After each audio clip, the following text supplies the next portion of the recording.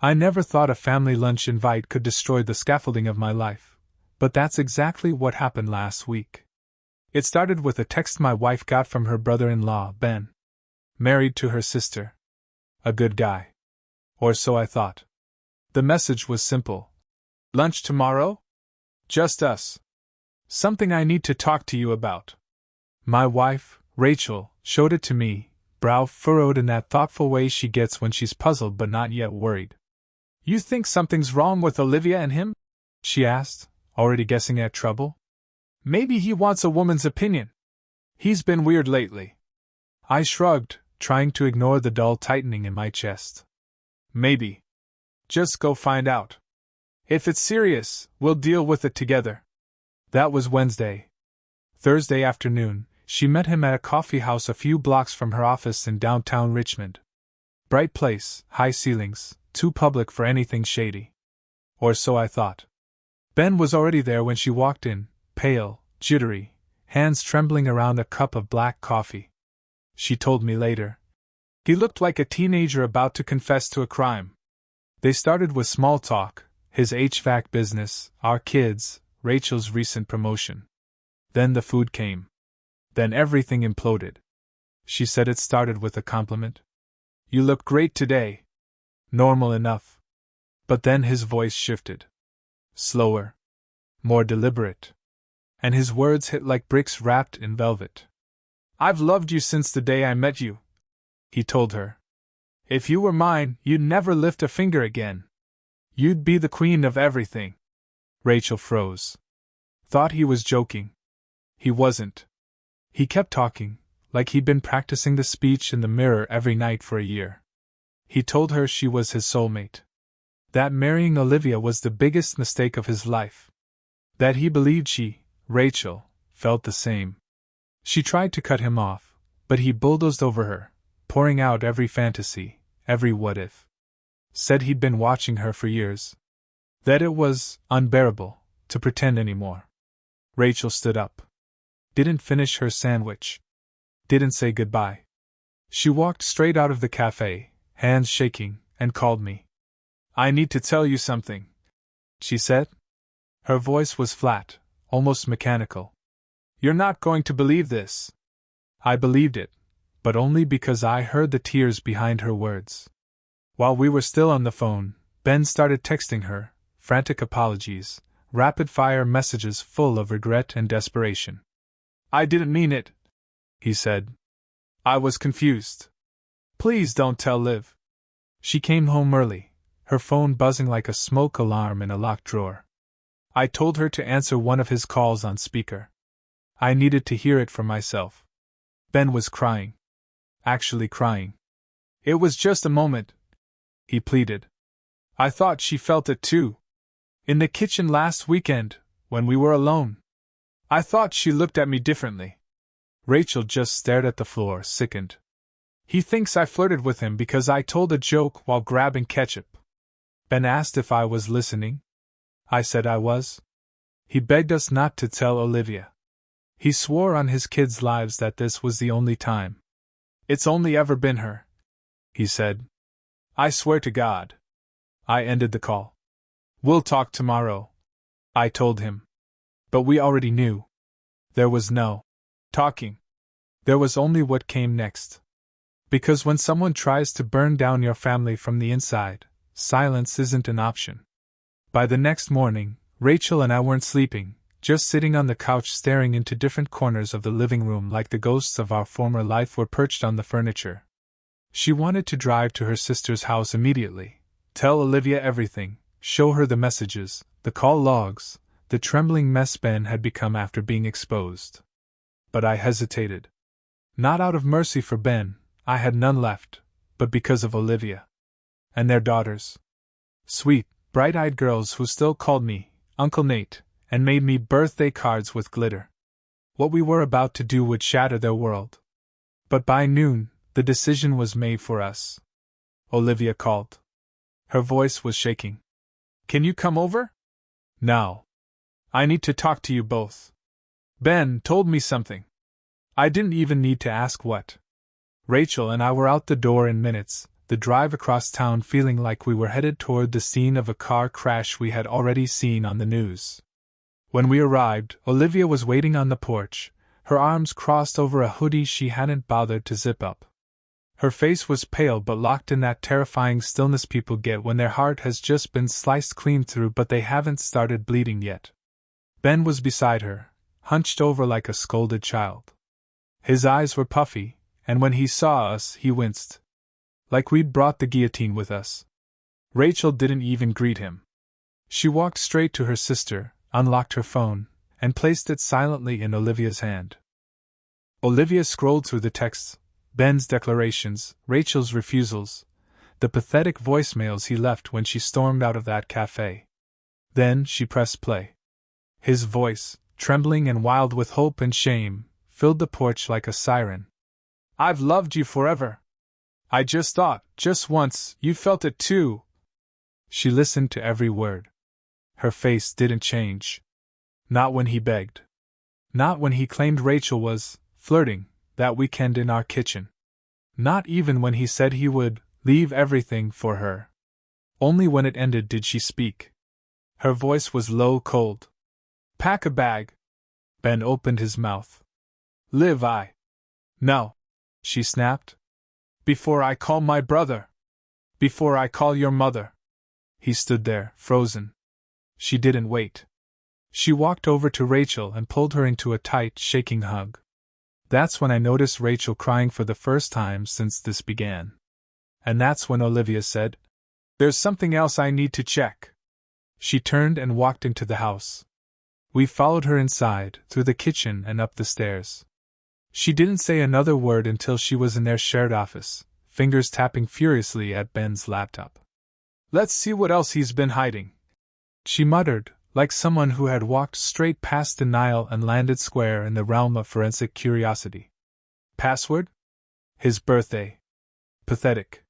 She opened his files and within seconds, her face changed. Rachel leaned over her shoulder, then covered her mouth with both hands. A folder buried beneath folders labeled taxes and invoices, innocuously titled work edits. Inside? Photos. Tons of them. All of Rachel. Not family shots. Not group pictures. Just her. Cropped and zoomed. Her smiling at a barbecue. Her bending to tie her shoe at a picnic. Her in a sundress at the beach. And worst of all, dozens from a trip to Jamaica 2 years ago. Her in a bikini, reading a book, sipping a drink. None of which she posed for. Rachel stepped back like she'd been slapped. Olivia didn't cry. She just stared. Silent. Then she whispered, "How long has this been going on?" Nobody had an answer. The air went thick. Like we were all standing in a room with a live wire, pretending not to hear it hum. Rachel turned to me, her voice hollow. "This isn't just a crush." No. It wasn't. It was something darker. Something obsessive. Something that had been hiding under our noses while we roasted marshmallows together and carved pumpkins and smiled for Christmas cards. He hadn't just crossed a line. He'd annihilated it. And the worst part? We weren't even done uncovering what he'd buried. That night felt like peeling back skin and finding rot underneath. Every time we thought we'd seen the worst of it, another layer came loose. Olivia was a storm held together by restraint, fury swirling behind her eyes as she closed Ben's laptop and whispered, "I need to hear it from him. All of it." She wanted the truth, and not just in fragments. No more half-denials or backpedals. She wanted to trap him in it. So she set up a FaceTime call. Rachel and I sat on the edge of her couch, Olivia standing just behind us like some dark angel of justice. She hit record before dialing. When Ben answered, his voice was trembling even before he said hello. He knew. "Hey," Olivia said, all calm control. "You said you wanted to explain. Now's your chance." Ben hesitated. He looked tired, sunken eyes, face blotchy from crying. But the moment he saw Rachel on the call too, his face changed. Not guilt. Not fear. Something else. Almost longing. My stomach churned. I didn't mean to hurt anyone, he began, voice low. I've been holding this in for so long, and I lost control. Start from the beginning, Olivia said. And then, like we'd cracked the dam, it all came pouring out. It started the first time I met her, Ben confessed. You had just introduced me to the family, and we were all at that barbecue at your parents' house. Rachel was laughing about something stupid. God, I remember that laugh. I thought it was just a crush. Something harmless. I never thought it would last. He paused, glanced at Rachel like this was some kind of twisted love story he was finally getting to tell. But it did last. I kept waiting for it to go away. I even married Olivia thinking it would fade. I thought if I had a family, if I focused on my girls, on my work, it'd disappear. He looked directly into the camera. But it didn't. I felt Rachel shrink beside me.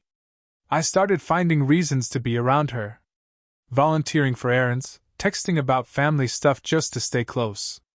I started collecting pictures, only the ones where she looked happy.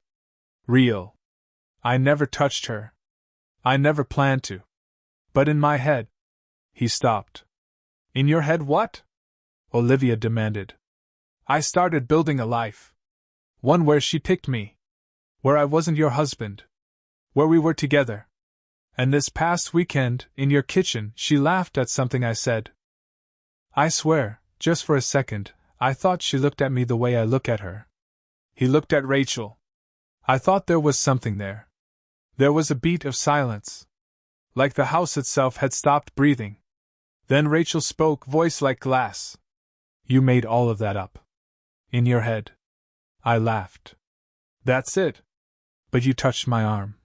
He insisted. You smiled. You were blocking the fridge. She snapped. I said excuse me and moved around you. He nodded slowly. Yeah, I know that now. But he didn't. Not really. You could see it in his eyes, like a gambler watching the last chip fall, hoping for a miracle that never comes. Olivia stepped forward. You built a fantasy on a woman you had no right to touch, emotionally or otherwise. You took pictures without her knowledge. You hid it for years. You put your daughter's lives in this twisted mess. What exactly did you think was going to happen, Ben? He opened his mouth. And closed it again. That's when Olivia ended the call. Not with a scream. Not with threats. Just a quiet, cold tap of the red button. We all sat there, stunned. Then Olivia pressed stop on the recording and said, I'm sending this to my lawyer. Rachel turned to me, tears hanging in her eyes like they weren't sure whether to fall. I didn't see it. She whispered. All this time. I didn't see it. It wasn't yours to see. I told her. You trusted him. We all did. But trust doesn't mean blind faith. Especially not when the truth is hiding in plain sight, and the man you thought was family turns out to be a stranger with a shrine in his mind and a knife aimed at the center of your home. We thought the recording was the end of it, the final note in an awful, discordant symphony. But Olivia wasn't done. And honestly, neither was the nightmare. The next morning, Olivia called me at 6:17 a.m. sharp. I need you and Rachel to come over, she said. Now. No hello? No small talk. Just that low, resolute tone I'd started to associate with her new default setting, rage barely held together by dignity. By the time we arrived, she'd already been up for hours. Her eyes were red but focused. The kitchen table was covered in folders, receipts, printed emails. She didn't even look up when we walked in. I went through his cloud backup, she said. He didn't just keep pictures. She slid a USB across the table like it was radioactive. Rachel took it with shaking hands. I loaded it into Olivia's laptop. Inside was a folder labeled simply, Someday. It held documents. PDF files. Journals. A scanned letter addressed to Rachel, but never sent. The file name was, In Case She Leaves Him.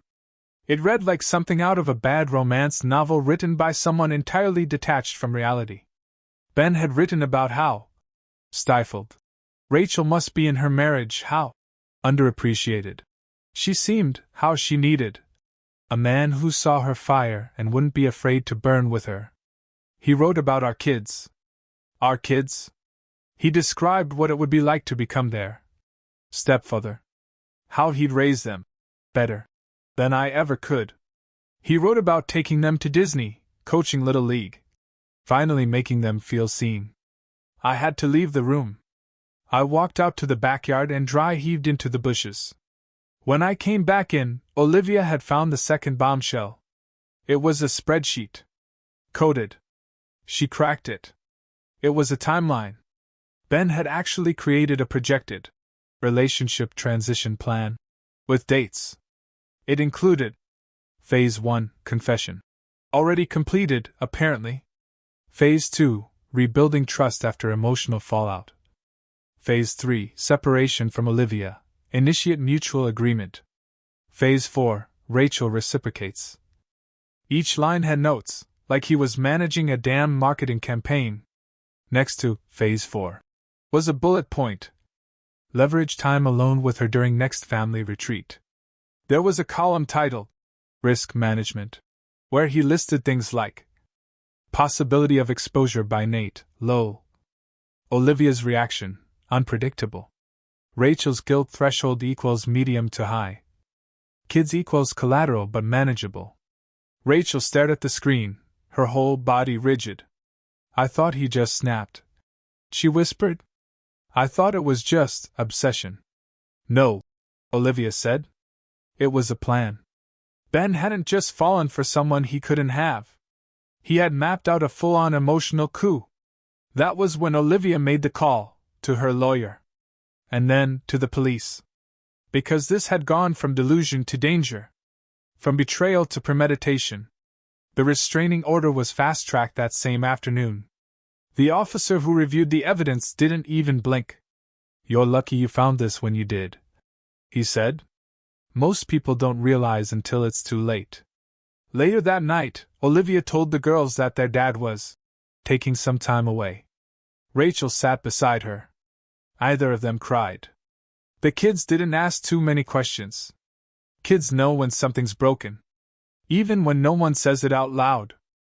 Ben didn't respond when Olivia texted him to say he was no longer welcome at the house. But that night, he sent Rachel an email from a new account. It was unhinged. Pages of half-poetic rambling. He said he knew she felt something real, and that he wasn't afraid to burn down the world for it. He included a photo of a bracelet she wore in 2017.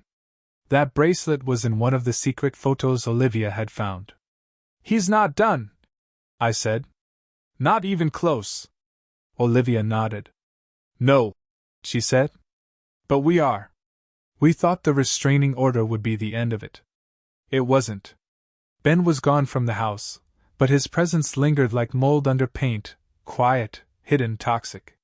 Rachel blocked every number, every email, but he kept finding new ways in. New aliases. New accounts. Always the same message, we belong together. He said he was in therapy. That he understood boundaries now. That he was sorry. But each apology ended with a variation of the same threat masked as devotion. You'll see one day. I was never the villain, I was the only one who really saw you.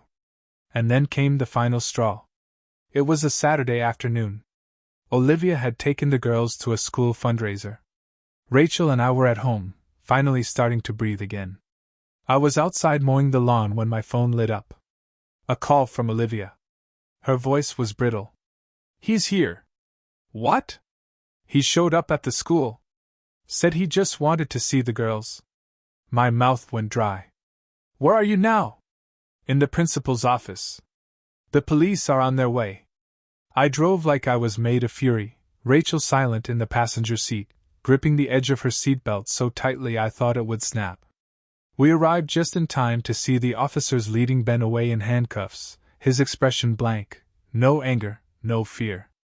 Just that sick, glassy-eyed look people get when they've convinced themselves that reality is negotiable. The kids were shaken but unharmed. Olivia? She didn't flinch. Not even when Ben turned and shouted over his shoulder. "You can't erase love. I'll wait. I always have." That night, after the girls were asleep, Olivia called us back to her house.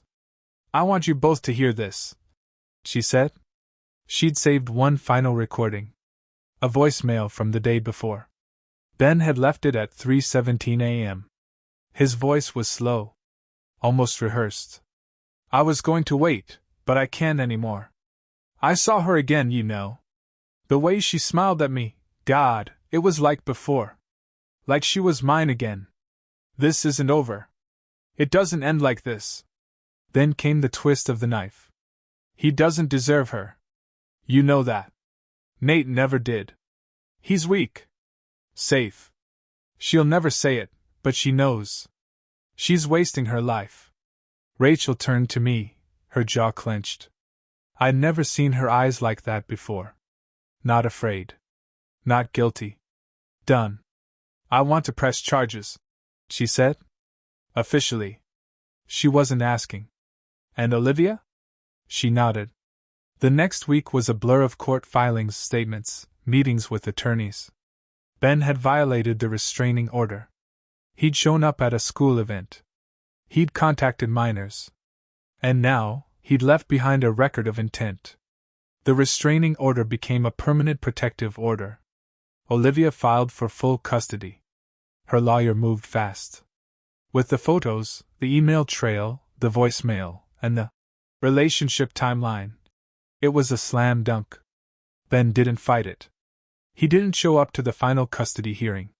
Maybe because he knew he'd already lost the only thing he ever truly had, access. We changed our locks. Upgraded security. Rachel got a new phone. Olivia blocked every known contact and moved her daughters to a new school district, just in case. And then, life did what life does when you finally sever the last thread holding you to someone else's delusion. It moved on. Olivia is rebuilding. She's stronger than I've ever seen her. Not because she wasn't devastated, but because she refused to let devastation define her. Rachel still wrestles with guilt sometimes. Not because she did anything wrong, but because obsession always leaves you feeling like maybe you should have seen it coming. She's in therapy now. So am I. As for me, I look at my wife differently now. Not with suspicion. Not with pity. But with awe. Because she stood in the middle of a fire that wasn't hers and refused to be burned by it. And Ben? Last I heard, he'd moved to another state. No job. No contact. Just gone. Like a bad dream you wake from still sweating, but thankful it didn't pull you under. But here's the truth no one tells you about stories like this. Sometimes the villain isn't a stranger.